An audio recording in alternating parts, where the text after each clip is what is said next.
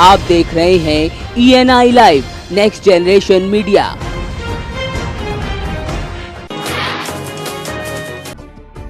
English medium के दौर में मोगा के खोसा पांडो गांव में एक ऐसा सरकारी स्कूल है जहां बच्चों को दी जाने वाली सुविधाएं निजी स्कूलों की तुलना में काफी बेहतर हैं। यहां विज्ञान के छात्रों के लिए जहां साइंस पार्क डेवलप किया गया है तो ऐसी कंप्यूटर रूम में बढ़िया लाइब्रेरी को बनाया गया है। तो पुरातन सामान की प्रदर्शनी भी बच्चों की जानकारी के लिए यहाँ मुहैया है। तो मिड डे मील भी डाइनिंग टेबल पर बैठाकर दिया जाता है। तो बता दें कि इस स्कूल को NRI का विशेष सहयोग है, जिसमें स्कूल के शिक्षक भी अपना खासा योगदान देकर बच्चों को अच्छी तालीम मुहैया कराते हैं, जिसके परिणाम स्वरूप बच्चे टॉप करते हैं। हमारे रिजल्ट्स एवरी ईयर 100% आते हैं। बच्चे 80% से अबव जो मार्क्स लेते हैं। लास्ट ईयर हमारे 3 बच्चे मेरिटोरियस स्कूल में भी गए हैं। और बाकी जो फैसिलिटीज़ है यहाँ सभी लैब्स हैं, जैसे कि आप देखेंगे मैथ्स लैब्स हमारी वेल इस्टेब्लिश्ड है। कंप्यूटर लैब AC है, जो कि किसी भी गवर्नमेंट स्कूल में आपको बहुत कम चांस है कि AC लैब मिले। साइंस लैब वेल इक्विप्ड है।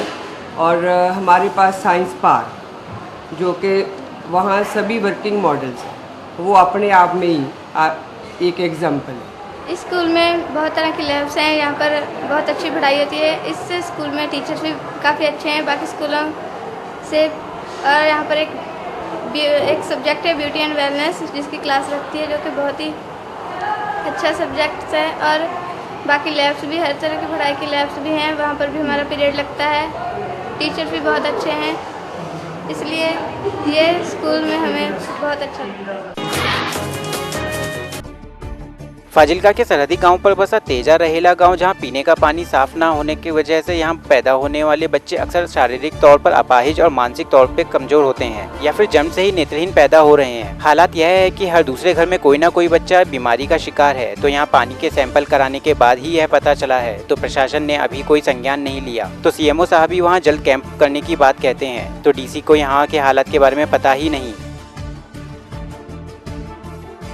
उसके बारे में एक रिपोर्ट भी करवाई गई थी, जिसमें यूरेनियम पाया गया। तो सेहत विभाग की तरफ से वहाँ पे बोर्ड भी लगाए गए हैं कि यहाँ का पानी पिया जाए। तो प्रशासन के क्या एफर्ट है? देखिए, जो आप मेरे को ये इशू आपने मेरे नॉलेज में लेकर आया है, मैं सिविल सर्जन से एक बार इसकी रिपोर्ट लेती हूँ कि वहाँ पे किस तरीके की ऐसी बीमारियाँ सामने आ रही हैं। और जो हमारी एक टीम है led by the civil surgeon, वो इस हफ्ते इस विलेज को विजिट भी करेंगी। और जो भी हमारे पास फाइंडिंग्स आती हैं उस मुताबिक प्रशासन ज़रूर कार्रवाई करेगा।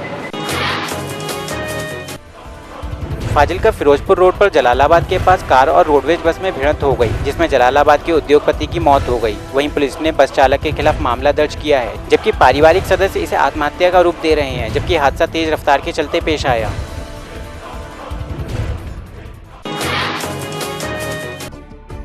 केंद्रीय स्वास्थ्य व परिवार कल्याण राज्य मंत्री अनुप्रिया पटेल अपने संसदीय क्षेत्र मिर्जापुर पहुंची, जहां उन्होंने NCC कैडेट काजल पटेल को सम्मानित किया। तो गांव के सैकड़ों लोगों के बीच यह आयोजन हुआ। काजल पटेल ने लद्दाख की 18,000 फीट की चोटी फतह कर अपने जिले का नाम रोशन किया। तो उन्होंने काजल के उज्जवल भविष्य की कामना की। तो काजल ने आगे माउंट एवरेस्ट फतेह करने की इच्छा जाहिर की है। इस बहादुर बेटी के सम्मान में है, जिसने लद्दाख की पहाड़ी पर 18,000 फीट पर चढ़ाई करके भारत का तिरंगा फहराया है। हमें अपने इस जनपद की इस बेटी पर बहुत नाज है। आज पूरा जनपद, पूरा प्रदेश इस पर गर्व कर रहा है और हमें पूरा विश्वास है कि ये राष्ट्र का गौरव बनेगी, आगे बहुत ऊंचाइयों पर जाएगी। इसको बहुत बहुत शुभकामनाएं और बधाई हम सबकी ओर से। मिर्जापुर में आकाशीय बिजली गिरने से 24 घंटे के भीतर 7 लोगों की मौत हो गई, तो 5 लोग झुलस गए। तो बता दें कि बीते 2 दिनों से यहाँ लगातार बारिश पड़ रही है, जिसके चलते यह घटनाएं घटित हुई।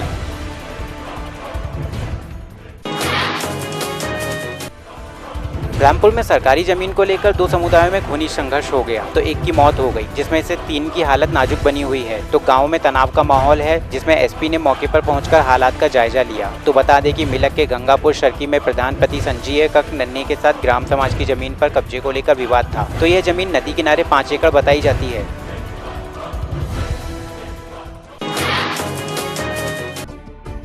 रामपुर के सरकारी अस्पताल में वार्ड बॉय के बेटे के बर्थडे पर जश्न हुआ। तो DJ की आवाज पर जमकर डांस भी हुआ, जिसमें इस शोर से मरीजों को खासा दिक्कतें हुई। तो पार्टी का वीडियो वायरल होने के बाद यहां अधिकारी जांच की बात को कहते हैं। मेरे पास फ़ोन आया था और मीडिया की खबरों के माध्यम से ही सूचना प्रसारित हो रही थी कि वहाँ पे ऐसी पार्टी का आयोजन हो रहा है। तो मौके पे जाके उसको एसडीएम ने तुरंत बंद कराया है। एसडीएम से एक रिपोर्ट भी मांगी है कि वो इस संबंध में अपनी एक रिपोर्ट देंगे। वो रिपोर्ट अभी प्राप्त नहीं हुई है।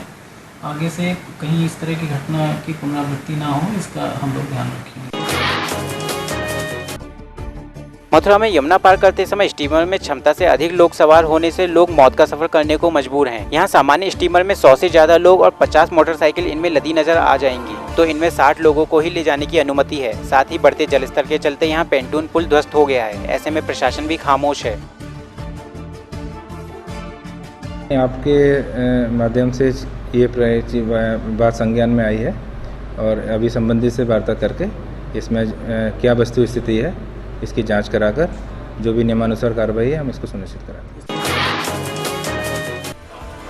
मुरादाबाद में बदमाशों ने पौष इलाके में डकैती की वारदात को अंजाम दिया, जिसमें लाखों की ज्वेलरी लूटकर आरोपी फरार हो गए। वहीं शहर के व्यस्तम चौराहे पर सराफ के यहाँ हथियारबंद लुटेरों ने बंदूक की नोक पर वारदात को अंजाम दिया, तो सारा माजरा सीसीटीवी में कैद हो गया, जिसमें अब पुलिस ने पड़ताल शुरू की है।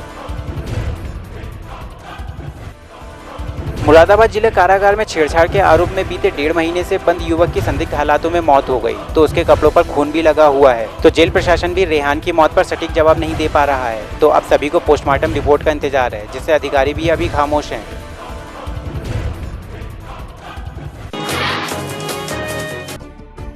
छात्रों की कमी से जूझते सरकारी स्कूलों में लोगों का नजरिया बदलने के उद्देश्य से स्कूल चलो अभियान के चलते रैली निकाली गई, जिसमें सरकार के राज्य मंत्री से लेकर सदर विधायक और डीएम ने सहभागिता की। तो बच्चों ने नारा दिया कि आधी रोटी खाएंगे फिर भी स्कूल जाएंगे।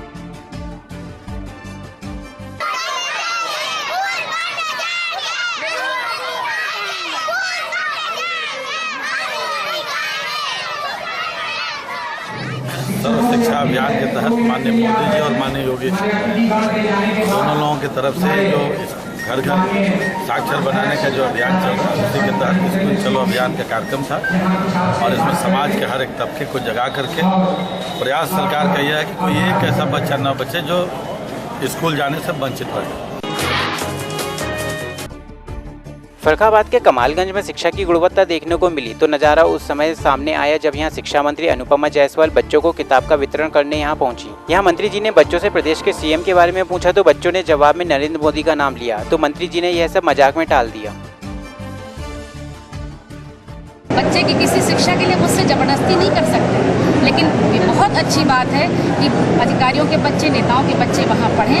लेकिन मेरा पार्ट ये है कि मैं उसे अच्छा बना सकूँ। और मुझे लगता है कि जिस तरीके से शुरुआत हो गई है, इस मुहिम में लोग जुड़ने लगे हैं, मुझे बताने लगे हैं कि मैंने ये काम किया।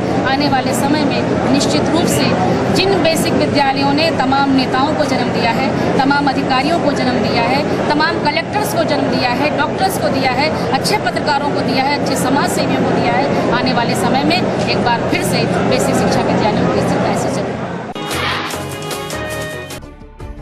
बरेली के आंवला के खेलम गांव में 2 पक्षों में उपजे विवाद के बाद इलाके में फोर्स तैनात है, तो अभी भी यहां खुराफातियों द्वारा हरकतें जारी हैं। इसी के साथ क्षेत्र में आईटीबीपी के जवानों की तैनाती की गई है। बरेली के आंवला के मऊ चंद्रपुर में रास्ते में गेट निकालने को लेकर एक ही समुदाय के लोगों में लाठी डंडे चल गए, तो इसमें 5 लोग घायल हो गए, तो पुलिस ने मौके पर जाकर हालात का जायजा लिया है।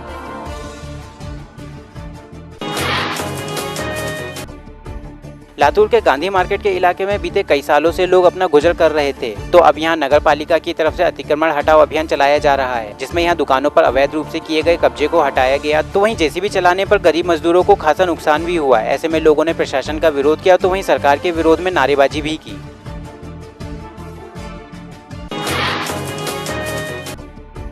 कोरिया के बैकुंठपुर में क्राइम ब्रांच की 2 टीमों ने आरोपियों को अफीम और गांजा के साथ दबोचा, तो इनके पास से 68,000 की नकदी भी बरामद होने के साथ लाखों का नशीला पदार्थ बरामद हुआ। तो सूचना के आधार पर इस कार्रवाई को अंजाम दिया गया था।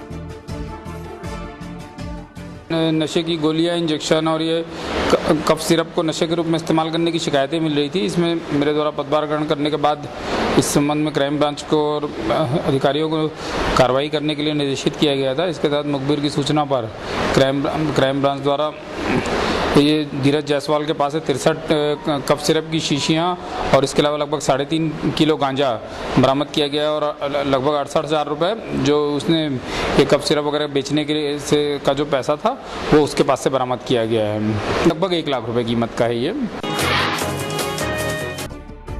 कोरिया के खड़गवां में कस्तूरबा गांधी बालिका छात्रावास की 73 छात्राएं छात्रावास अधीक्षिका की शिकायत लेकर थाने पहुंच गईं। तो यहां आरोप है कि अधीक्षिका उनसे अभद्र व्यवहार करती हैं, जिसके चलते उनसे आए दिन मारपीट की जाती है। तो साथ ही इस पर अब चौकी प्रभारी ने जांच की बात को कहा है, तो अधीक्षिका ने इस बात को गलत ठहराया है।